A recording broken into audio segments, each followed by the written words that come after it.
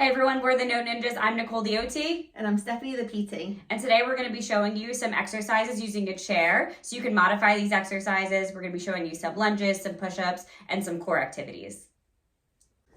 Okay, so first one we're going to be showing you is a modified lunge. So you want to take a lower chair because Stephanie, our patient here, she is shorter, but if you have a larger, taller patient, you might want to use a higher surface, but this is a good height for Stephanie. So she's going to place one hand on the back of the chair for support if she needs it, and then she's going to put her front leg slightly over the corner of the chair, okay? And then she's just going to lower and lift, and then she's going to repeat a few times. So this is a great way to modify a lunge for our older adults or patients who have poor stability. They have decreased lower extremity strength. So if they're unstable to do a full lunge without any upper extremity support, or they can't get down as far, then using a chair is great. It also acts as an external cue too, in order for the patient to sink lower and really get that leg strength. Helps them drive up. So this is a great modification to use in therapy. Okay, now we're going to be showing you some exercises using a little bit higher of a surface. So Stephanie's going to start off by doing a push-up. So she's just going to place her hands on the seat of the chair. She's going to get into that plank position and then just lower herself, bend the elbows. Yeah, she's keeping her elbows at her side. Yes. So this is a great modification for push-ups for a patient who can't get on the floor or who has a hard time just doing a push-up. So we like to use this modification. You can also just have them hold a plank right here. This is great for core strength.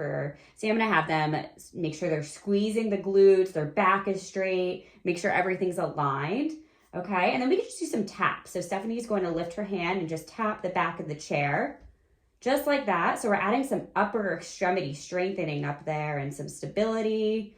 So these are really great modifications to use for therapy, to carry over for functional activities.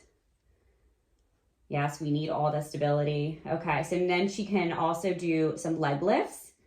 So this is great for glute activation, for back strength, core strength. So we love this. So we're just lifting and lowering. And it doesn't have to be quick. It's just nice and slow movements. Okay, she's really keeping that core tight and engaged. You really want to make sure that you're giving appropriate cues throughout this exercise to make sure that all the muscles are activated correctly. And now she's doing some other leg movements where she's going laterally out to the side, some taps. So this is great for your hips as well, your pelvis. So this is another modification that you could do. Okay, and then she's going to do some marching, so some plank marches. Okay, so she's just going to alternate. You could turn this into cardio and do a little bit faster, depending on your patient's skill level. Okay, so if we're not quite there yet, we're just working on that strengthening and stability, then you want to do it slower. But if your patient is a little bit more advanced and you need to work on endurance, this is a great activity to help increase that endurance. Okay, and you want to make sure that their head and neck are all aligned. You can cue them to look forward, look straight. Okay, you can cue on pacing. So make sure to follow the Note Ninjas for more treatment ideas and documentation tips.